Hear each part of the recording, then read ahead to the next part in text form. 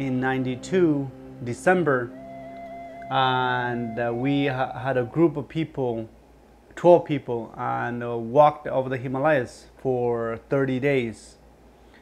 And within those 30 days, we literally walking, sleeping, eating, and everything is in the snow. Nothing is protected, just we walk in the open. And almost like those 30 days, almost like you are dead. You're walking the hill in the white snow, whole world is white. And somehow we survived. Each one of us survived after 30 days, and we reached Nepal. And then at the Nepal, we officially became refugees. Of course, my name is Dorjee, and I come from Tibet, and born and raised in Tibet, and went to school for 12 years in Chinese school. And then I decided to escape from Tibet to India to searching for a better life. And a UN commissioner, refugee for commissioner, accepted as a refugee. And from there, and we were sent to India. And in Dharamsala, we officially lived there for 5 years. I lived there in refugee 5 years. But wonderful thing about there is, even though it's a way different culture, linguistically and culture, tradition, completely different. And weather conditions are very different from Tibet. And a culture shock, everything just overwhelming, almost feel like yet there's nothing for us, we want to go back to Tibet. And yet, it's, some occasion occurred is met with His Holiness the Dalai Lama. And first ever we met him as a Buddhist, as a Tibetan, and every Tibetan has the wish or desire to see, to audience with His Holiness Dalai Lama once a lifetime. That's a great satisfaction in their life. So I met that expectation and met him, and he is a great and exceptional human being. Not just touched, moved, inspire me, but motivate me to move forward rather look backward. Not anger for life, rather accept life as it is and move forward, thinking positive and searching for a better life. That encouragement, that inspiration, which created a great determination within myself. I almost feel like a transformation, and feel like yet I was a refugee. I have nothing, but yet I have a great hope for a better life. We are determined. I'm determined to learn English. That's the beginning of learning this English language, which is a very completely different language from Tibetan. Yet somehow I had that desire to learn this foreign language, so that potentially in the future I can get a better life through learning this language. So in the street of Dharamsala, walking around, say hello to the Westerners, whoever look Westerners, and in the restaurant, in the street, in the market, wherever meet them, and ask them to teach English. That's how I started learning good morning, good afternoon, good evening, how are you, and sentence by sentence and vocabulary by vocabulary. And I still remember one of the teacher, her name is Barbara Nickel from New York City. She is excellent teacher, and she was herself, I was teacher in the college in New York. And she has a routine. And when she teach me English, she gave me homework. Every day I have to write an essay about my life. And I meet her every evening in a restaurant, in a dining table. And she has a menu in her hand. And she ordered tea right in front of her. And she will check my homework. If I miss my homework, I do not get a chance to drink the tea. I do not get a chance to have dinner with her. She's going to have herself. So as a refugee, food is everything. So for that, so I learned very hard. I did my homework every single day of my life, and to just get a dinner with my teacher. Most difficult learning English, not just English, but actually learn a language, because I learned Hindi as well while living in India. And it's not about the language itself as a language or as speaking. Actually, the culture itself within the language is much more difficult than actual language. Yes, I'm going to Los Angeles. Yeah, you can say the word, but yet in the culturally how you say it, how you meaning it, that's a difficult part. And each, once you encounter with people, when you at the beginning speak English, and it's confusing, speaking language, written language, and then culture into it, that's, I think, is the hardest part of how to learn a language. And I learned actually my own experience. If anyone wants to learn a language, become successful in language, gotta be live in the culture, gotta be live in that society of who is speaking that particular language, so that will get the language. Otherwise, it's gonna be just use the language, but not really getting the language. We do not have a population around us to speak our own language. Last 17 years living in this country, wherever we turn is American people. Doesn't matter it's a Spanish or white or black or or Asians, or whichever it is, we have to speak English only. There's no second choice. So that's I think the reason we live in it. That makes a big difference. If we live in a community where a lot of our national Tibetan people live, let's say working for Tibetans, or wake up, go out there like a Chinatown, right? If a Chinatown, then who are Chinese, they don't have to speak English, because they speak Chinese, they'll be able to survive. But do they learn English? No, they don't. They don't need to. So that's, I think, makes a big difference. After 5 years, I start to speak a broken language. And in '96, I met Steve Harrison, who from Santa Barbara, who's a psychiatrist, and who sponsored my girlfriend then, now is my wife, Dolkar Tso. Some other kids sponsored and start teaching us English.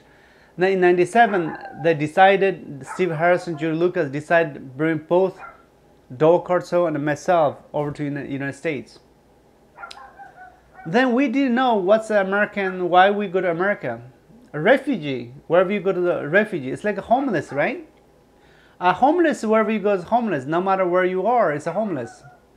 And what's the point of coming to America? And that's why I talked to Steve Harris. I said, no, we don't want to come to America. What's the purpose of coming to America? And what he said is, why don't you come? And I said, well, we don't have a penny to get on the bus to go to next town. How we can get on an airplane come to America?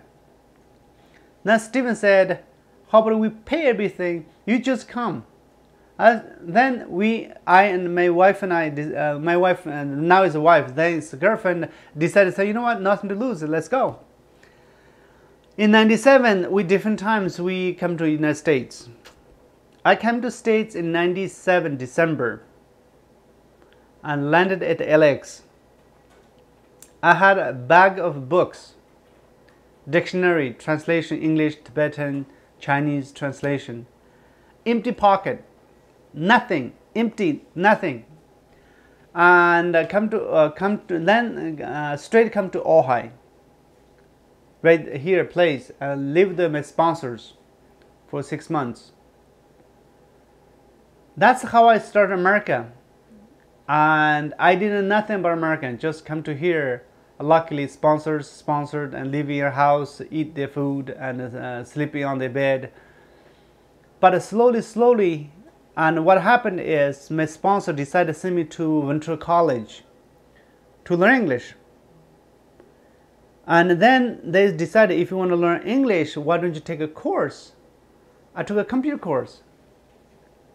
So I went to Ventura College in '98, started learning English, took a computer computer class, how to design website, and how to repair computers. And I started learning English as well.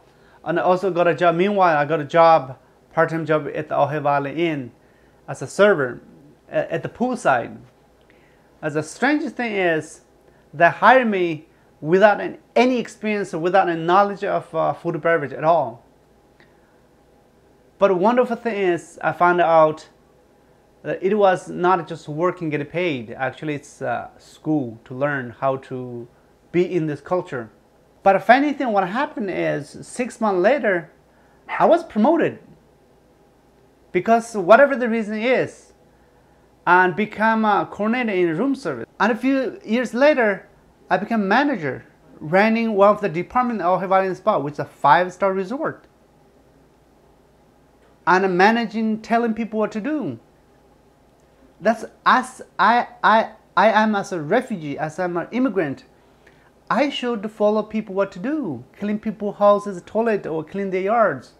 Not supposed to tell other people what to do. But it happened, it occurred, because I think the country, the land, this land, the golden opportunity is there. That's, I believe, I live in it. And slowly, and my wife and I realized that this country, called the United States of America, you can do anything, you can achieve anything as long as you dream for it, as long as you're determined to fight for it, and you can get it. And we live here 6 years, a few years, and we have regular paychecks, which we didn't know how to spend. And we get a house, we get children, we get cars. We never dreamed on a bicycle. But suddenly we own not one car, but 2 cars. Hey, one each cars. It's a funny thing. It occurs such way that life changed forever. As a refugee, as a homeless, and come to a country, strange land, penniless, suddenly be able to live in American dream. Then one day we sit around the table, around Steve Harrison, who spent all his money, brought us here, spent thousands of dollars for settle here, legal fees, everything he paid around the table. And we asked him, now we have regular paychecks. Yes, we send to the people in Tibet to help them, but still we have leftovers. We're gonna write you a check. We're gonna pay back all the money you spent on us. And Steve Harrison said, no, I don't need your money, I don't need money, and he has plenty of money. If you pay back on the money he spent, then that means he didn't do anything, just loan money and nothing there. But what he really wants is, keep working hard, keep studying hard, become successful, share the success and happiness with people in Tibet or anywhere in the world. That's a great repay their help. The rewards for them is we become successful helping others. So that is a great benefit for their help. And I promised that on the dining table, probably 2001 or 2002. Then strange happened is 2004. Then we come to share our American dream. And we invited close friends, around 20 people, around our dining table. A shared American dream is how we can share our happiness and success with people in Tibet, especially Tibetan communities. So around this dining table, I met 15, 20 friends around the table. I shared my American dream. And I would say, I received help from the Americans, and how I can help the people who really need help. So that triggered the friends that I had. Okay, let's pitch you money. So we create a foundation, and we pitched in $2,000. I start drafting how my American dream is. Now come up with name is the Tibetan Aid Foundation. And what's the purpose? What's the mission? All these words, subject come in, Then I had to come up with the ideas how done. All our friends in the neighbors or in the around in the community and editing my English. That's funny though, when you have a goal to create a foundation or group as English as a second language, start to put together as a proposal or as a mission statement or purpose, then have other friends who correct my English. Not once, not twice, maybe 20, 30 times. Rewrite it, craft it, rewrite it. Such a way that actually I was learning English, how to write in English, the language. In 2004, June, and we applied cooperation application in the state of California. Almost like a joke, I thought, this is a joke. Who gonna accept my application? I'm a refugee. I have nothing here. Who gonna say yes to me? Because that's just a joke. And I put on the papers the Dorjee and president of the Tibetan Foundation. However, 2 weeks later, we got an approval letter. Says you incorporated as a Tibetan Foundation Inc. Incorporated the corporation. That actually motivated me even more. Wow, there's a different factor out there. Just support my dream, my ideas. That's a great land of this land providing. Because most times they're going to say, oh, forget it, or reject everything you apply, but someone there to support. Then we apply for 501c3 status at the RS, federal level. Then a couple months later, we got approval. In November 4th, we got approval. And in the bank, we have a couple $100 as a Tibetan Foundation, as a 501c3 corporation. Now what are we going to do? Now we decided, how about we share my life, my wife's life, our life, how we grew up in Tibet, how we across the Himalayas, how we lived in India, what's our American dream is. To our neighbors, to our friends, to schools, to communities. And also start crafting what project we do in Tibet. We decided to do a clinic project. And the funny things, every time I share my story, every time we talk to people how our life is, how our American dream is, and the people start reaching their pocket, start giving. And money, dollar after dollar took in, and we raised enough money to be able to build a clinic. Now the clinic equipped with the modern medical equipment in the clinic with the 2 doctors and treat over 3,000 populations around the valley. That's really amazing. Then 2005 we opened the clinic. 2006 we'll be able to return back to Tibet in the hometown, visit the site, look the places. Then we did a couple more water projects.